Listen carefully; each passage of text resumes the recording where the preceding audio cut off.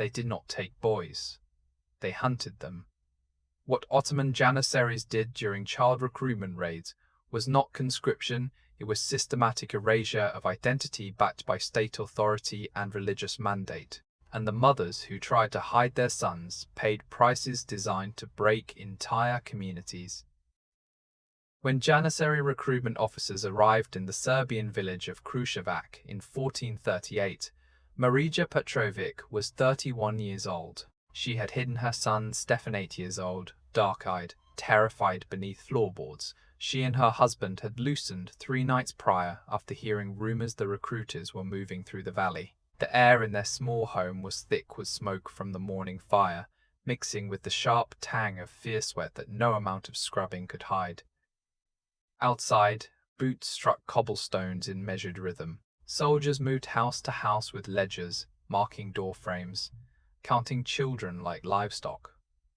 Marija's hands trembled as she stood before the door, fingers clutching a wooden cross worn smooth from years of desperate prayer. Through gaps in the shutters, she could see other mothers being dragged into the village square, women who had hidden sons in cellars, in grain stores, beneath piles of winter firewood. Their screams carried on the cold morning air like the cries of animals caught in traps.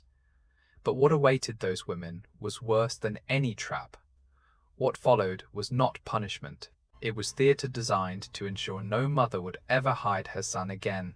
Records from the period describe public discipline administered to families who concealed male children during the devshirme, the blood tax collection that fed the Janissary Corps with Christian boys. The punishments were not random violence but calculated policy, documented in Ottoman administrative records discovered in Istanbul archives decades later.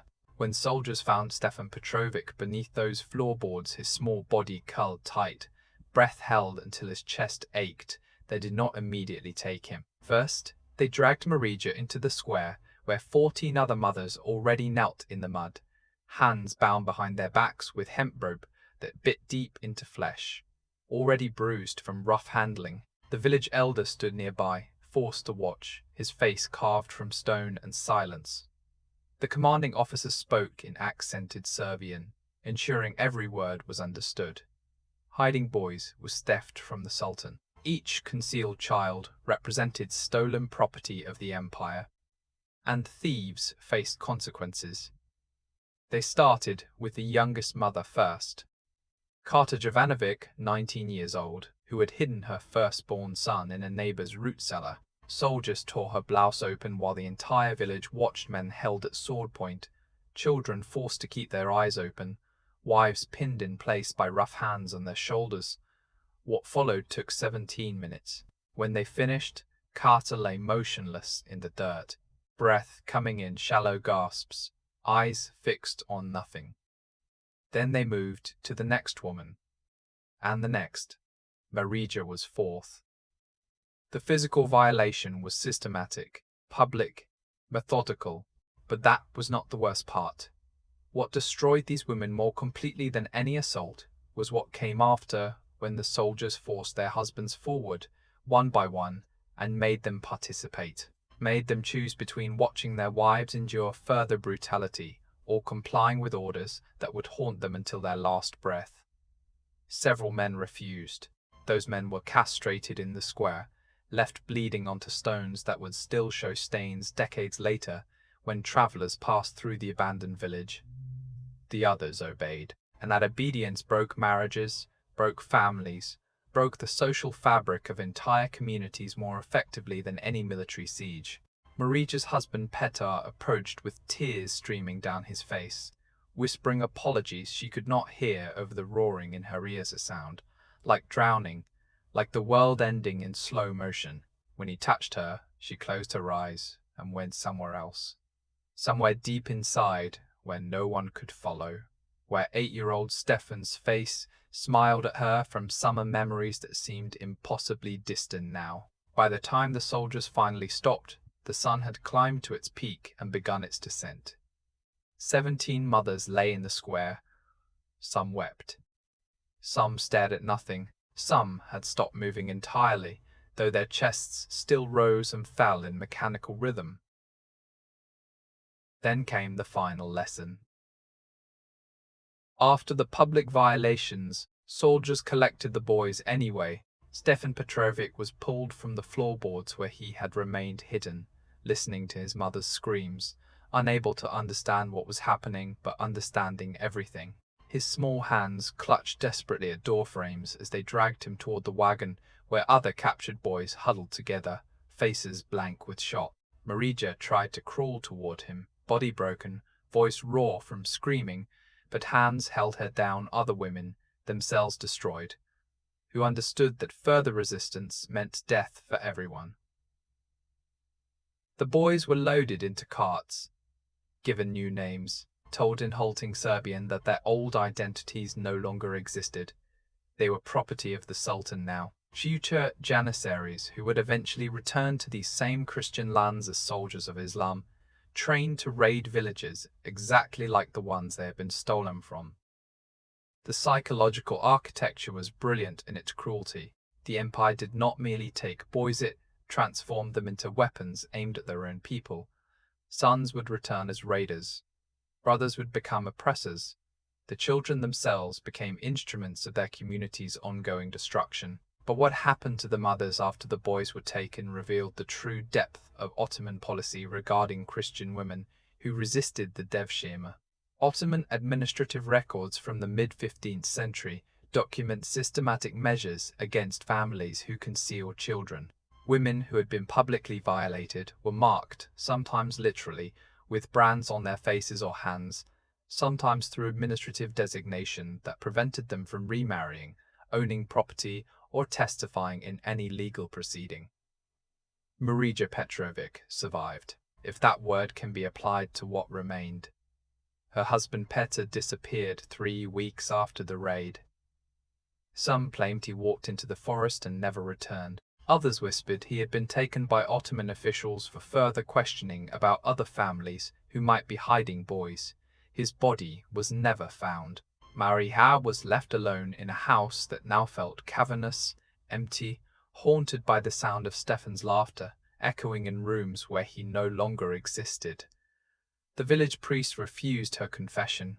Canon law, he explained with eyes that would not meet hers, forbade sacraments for women who had been defiled, even against their will. The logic was theological poison. She bore the stain of violation, as if it had been her choice. Her sin, her shame. The fact that soldiers had forced this upon her in public spectacle designed to terrorize an entire population mattered less than the technical question of her body's purity. She was excommunicated by silence. Not officially, nothing so formal. Simply excluded. Other women avoided her gaze at the well. Men crossed to the opposite side of the narrow village paths when they saw her approaching. Children whispered and pointed until their mothers shushed them with sharp words and nervous glances. Within a year, 14 of the 17 violated women had died. Starvation, disease. Several walked into the river, weighted down with stones. One hanged herself from the same beam where her wedding garlands had hung 8 years prior. Marija lived, and living became its own form of endless dying. But the cruelty did not end there. What came next was so calculated, it revealed the sophisticated psychological warfare embedded in Ottoman expansion strategy. 12 years after the raid, Stefan Petrovic returned to Kruševac. He was 20 years old now, tall and hard-muscled, wearing the distinctive uniform of a Janissary soldier. He no longer answered to Stefan. His name was now Mehmet. He spoke Turkish fluently, Serbian haltingly, as if the language of his childhood had become foreign on his tongue. He barely remembered the village, could not recall which house had been his. But he remembered his mother's face.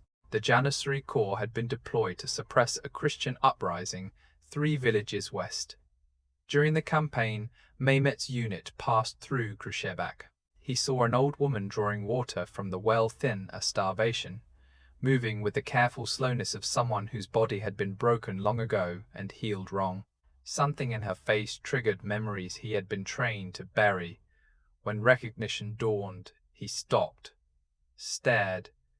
The other soldiers noticed, began to mock him for his hesitation.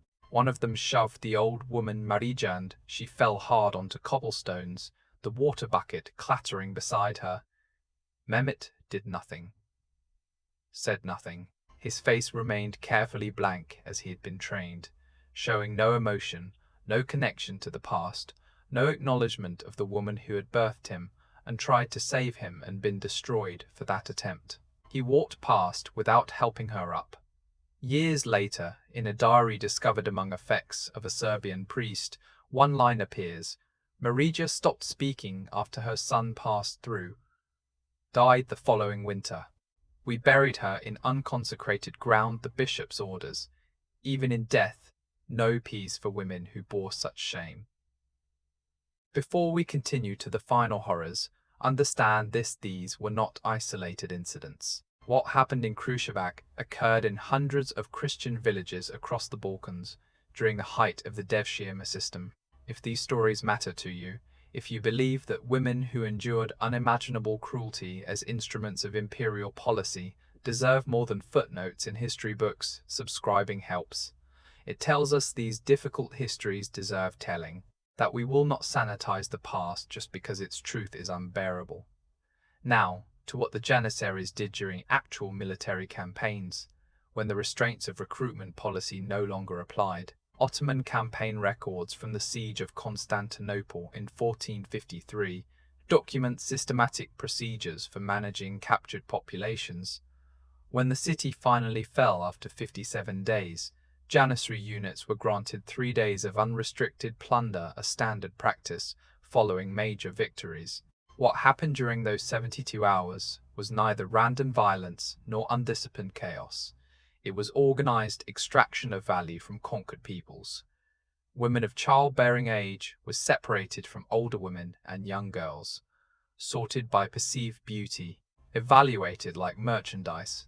The most attractive were reserved for officers and wealthy buyers in Ottoman slave markets. The rest were distributed among common soldiers as battlefield rewards, compensation for months of siege warfare, payment in flesh for service to the empire. Nuns from convents throughout the city faced particular targeting. Janissaries viewed their violations not merely as personal conquest, but as symbolic victory over Christianity itself. The women had dedicated their lives to virginity and religious service. Their defilement represented the ultimate desecration of Christian sacred values. What followed the first 3 days of conquest was worse than chaos. Chaos ends. This did not. Once the fires burned low and the streets of Constantinople fell quiet, a different machinery began to move. Organized, methodical, permanent. The women who had survived the sack were no longer victims of war. They were inventory.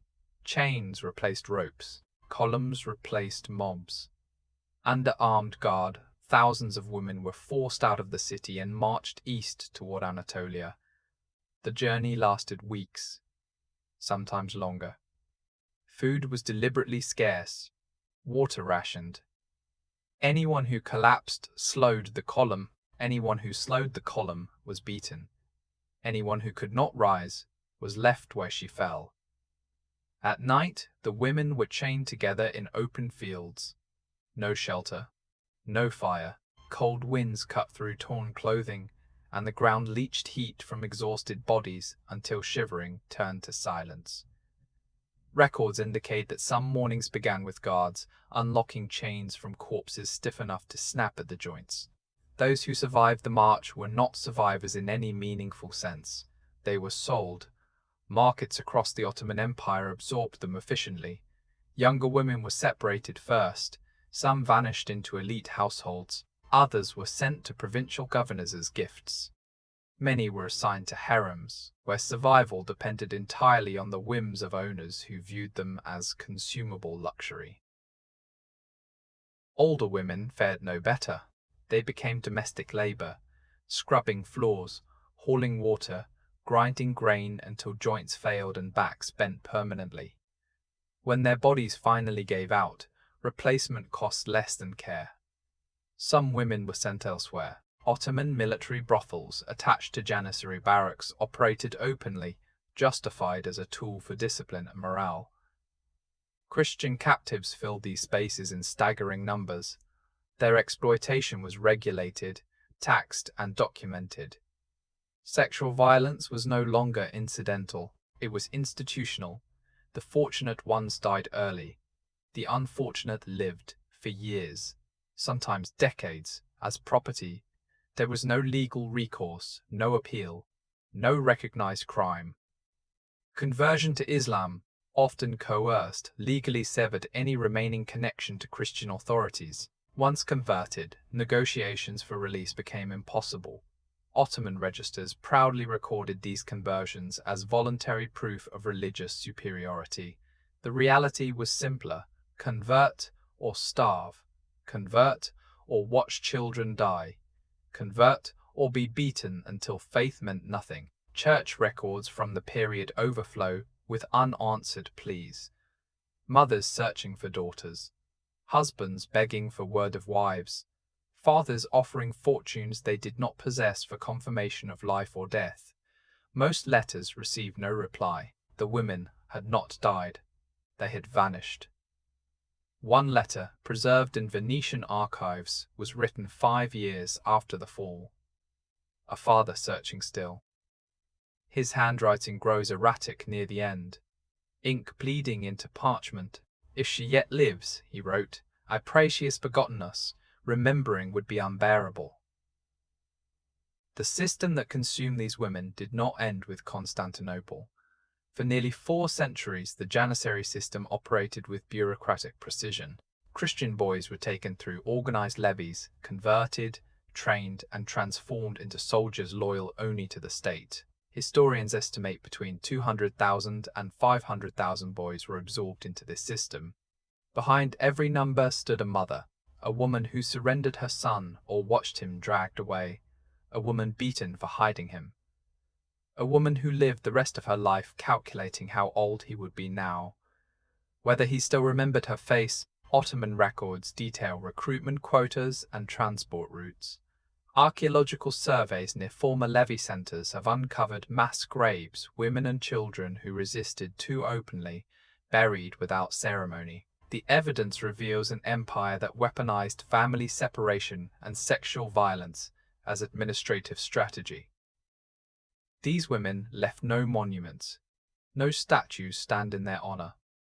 No triumphal arches commemorate their endurance. The boys they lost became men trained to forget them. To remember was dangerous. Divided loyalty carried the penalty of death. What remains are fragments. Parish records listing women who drowned themselves after losing children. Ottoman ledgers cataloguing populations reduced to numbers. Hidden cellars discovered centuries later where families once tried to conceal sons, too young to be taken. Letters from fathers who never received answers. And one inscription, carved into the wall of a monastery in Kosovo, discovered during excavations in 1987. The letters are uneven, pressed deep, as if carved in haste or grief. God sees, God remembers, when we cannot. History has often preferred silence here. These stories disrupt clean narratives of empire, progress, and civilization. They force confrontation with a truth that cannot be framed as unfortunate necessity or cultural difference. This was systematic destruction of families, of women, of memory. These mothers deserved better than erasure. Their sons deserved childhoods that were not stolen and repurposed into obedience. The women marched out of Constantinople deserved more than footnotes and euphemisms.